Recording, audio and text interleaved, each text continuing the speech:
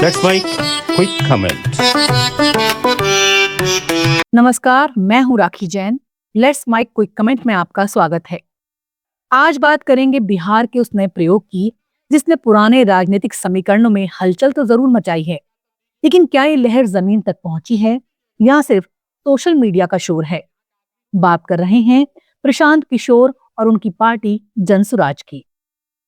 बिहार, जहां हर गली, हर चाय की दुकान, हर पंचायत में राजनीति पर चर्चा होती है, वहां अब एक नया नाम है जो इन दिनों हर बातचीत में सुनाई दे रहा है। पीके यानी प्रशांत किशोर, वही व्यक्ति जिसने कभी नरेंद्र मोदी, ममता बनर्जी, अरविंद केजरीवाल और जगन रेड्डी जैसे नेताओं के लिए चुनावी रणनीति बनाई, आज खुद एक रणनीतिकार से नेता बनने की कोशिश में है। लेकिन सवाल यह है, क्या रणनीति बनाने वाला व्यक्ति राजनीति करने वाला बन पाया है? प्रशांत किशोर की पार्टी जनसुराज ने इस चुनाव में खूब चर्चा बटोरी।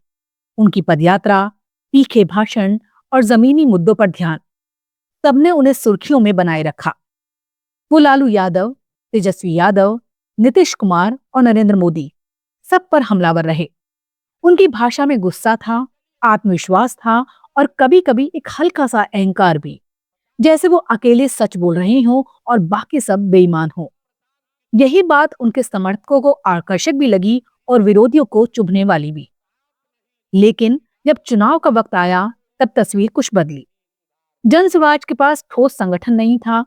बिहार के उस विशाल भूगोल में उन्होंने हर क्षेत्र में उम्मीदवार उतारने की कोशिश की, लेकिन बहुत कम सीटों पर उनके प्रत्याशी जनता के बीच अपनी पहचान बना पाए।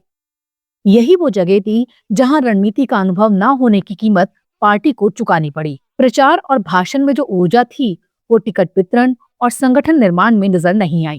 सोशल मीडिया पर पीके का बोलबाला जरूर दिखा। उनके भाषणों की क्लिप्स, रील्स और वायरल वीडियो लगभग हर स्मार्टफोन तक पहुंची। युवा, खासकर प्रवासी बिहारी और शहरी मध्यम वर्ग उनकी बातें सुनते रहे। वोट दोगे 5 किलो अनाज के लिए तो रोजगार कहां से मिलेगा? आपने अनाज के लिए वोट दिया। ए भाई, ताली मत बजाओ। ताली पहले बोले हैं, ताली नहीं बजाना, नेताजी का भाषण नहीं हो रहा है। उनके वीडियो में अमिताभ बच्चन स्टाइल का एंग्री मैन दिखता था।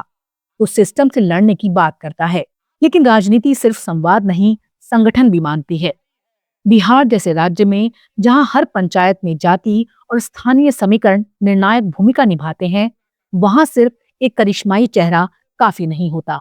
बिहार के मतदाताओं की खासियत है, वो किसी नए चेहरे को मौके तो देते हैं, लेकिन आंख बंद करके नहीं।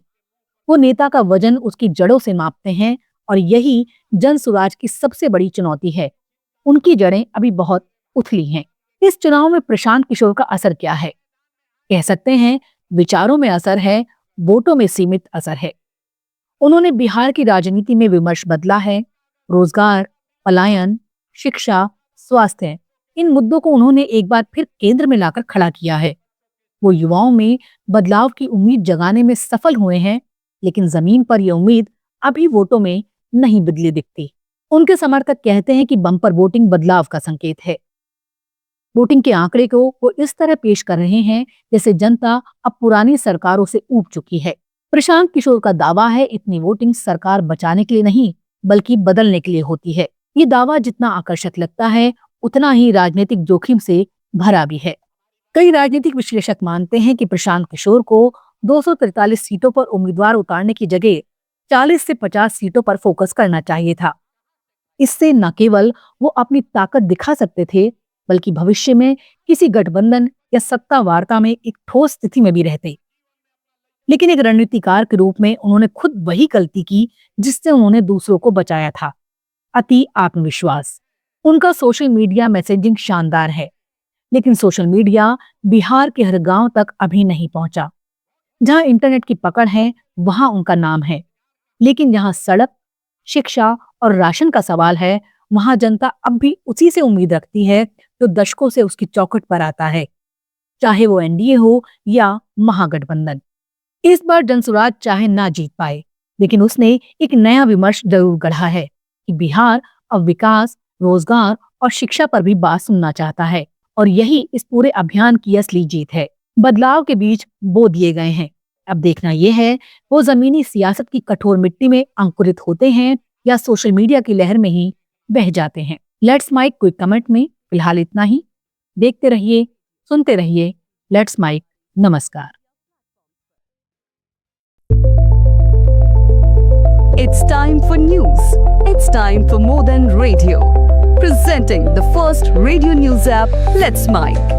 Let's Mic, a news-based app on your phone where you get to watch and listen news, talk shows, interviews, radio show podcasts. On Let's Mic, you get all relevant information of TV, print, radio, podcast, and digital. Let's Mic talks about every segment of life.